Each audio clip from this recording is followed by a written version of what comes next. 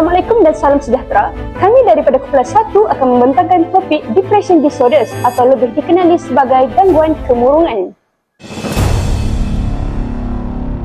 Kami memilih topik Depression Disorders kerana isu ini semakin meningkat dalam kalangan pelajar universiti dan boleh memberi kesan terhadap kesejahteraan mental, emosi serta prestasi akademik seseorang.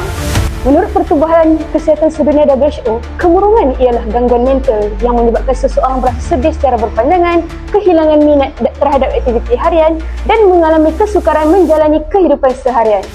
Selain itu, kajian Salman menunjukkan bahawa pelajar universiti merupakan golongan yang berisiko mengalami kemurungan akibat tekanan akademik, masalah kewangan dan faktor sosial.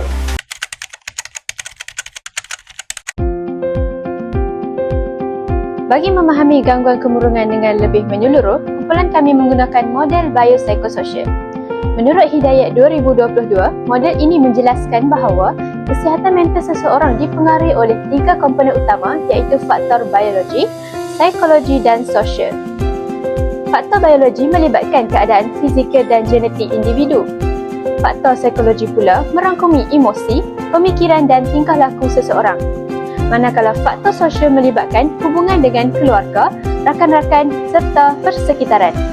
Sebagai contoh, seorang pelajar mungkin mengalami kemurungan akibat gabungan faktor genetik, tekanan emosi serta kurang sokongan sosial daripada orang sekeliling. Oleh itu, kemurungan tidak berlaku disebabkan satu faktor sahaja tetapi merupakan gabungan beberapa faktor yang saling mempengaruhi. Berdasarkan kajian Salman et al. 2022, terdapat beberapa faktor utama yang menyumbang kepada kemurungan dalam kalangan pelajar universiti. Antaranya ialah tekanan akademik yang tinggi, pembelajaran dalam talian kurang, interaksi sosial, kekurangan sokongan moral, kebimbangan terhadap pencapaian akademik serta masalah keluarga dan keuangan. Faktor-faktor ini boleh meningkatkan tekanan emosi dan seterusnya menyebabkan seseorang mengalami kemurungan. Menurut WHO 2025, individu yang mengalami gangguan kemurungan biasanya menunjukkan beberapa gejala seperti berasa sedih yang berpanjangan, kehilangan minat terhadap aktiviti yang disukai, gangguan tidur, perubahan selera makan, kurang tenaga dan kesukaran memberi tumpuan. Gejala-gejala ini boleh menjejaskan kehidupan harian dan prestasi akademik seseorang. Gangguan kemurungan boleh memberi kesan yang besar kepada individu, keluarga dan persekitarannya. Di aspek individu, kemurungan boleh menyebabkan kemerosotan prestasi akademik, kehilangan motivasi, gangguan emosi dan kesukaran menjalani kehidupan seharian. Dari aspek keluarga pula, keadaan ini boleh menyebabkan ahli keluarga berasa risau, tertekan dan menghadapi masalah dalam memberikan sokongan kepada individu tersebut. Di aspek persekitaran sosial pula, individu yang mengalami kemurungan mungkin menarik diri daripada bergaul dengan rakan-rakannya, kurang berinteraksi dan menghadapi masalah dalam hubungan sosial. Sekiranya tidak ditangani dengan baik, kemurungan boleh menjejaskan kefungsian individu secara menyeluruh.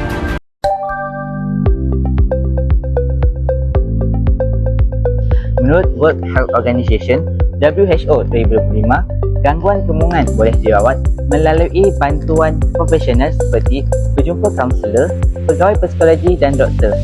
Antara intervensi yang boleh digunakan ialah terapi psikologi seperti Cognitive Behaviour Therapy iaitu CBT, kaunseling, sokongan keluarga, sokongan rakan sebaya dan pengamalan gaya hidup sihat. Selain itu, pengesanan awal amat penting bagi mengelakkan masalah menjadi lebih serius.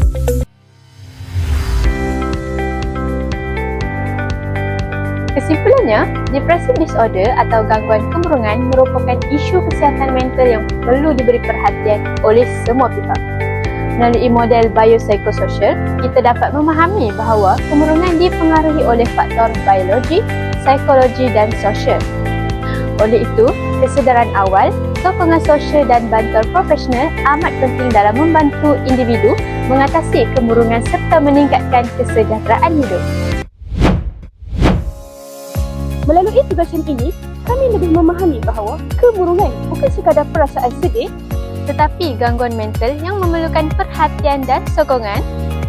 Kami juga belajar bahawa kerjasama ahli kumpulan yang sangat baik amat penting bagi menghasilkan perbincangan yang tersusun dan betul.